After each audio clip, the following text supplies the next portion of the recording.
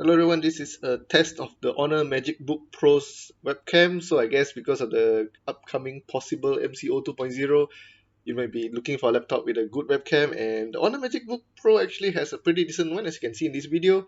And I'm still using the integrated mics, so I guess even the microphones are pretty good. The only issue is that the angle is quite unflattering, as you can see with it on my desk and me at my usual height where I use my desktop PC. The camera comes up at a pretty awkward angle whereby it's in the keyboard, so it's like you're looking at the lower half, and any girl who has ever done any selfie videos would tell you that this is an absolutely horrible angle. But yeah, it also bodes well for privacy without the need for any privacy shutter on the webcam above the screen.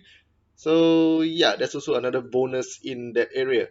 And I hope you guys enjoyed this test of the HONOR MagicBook Pro's camera, and you guys can continue reading the review on border.net. See you guys. Bye bye.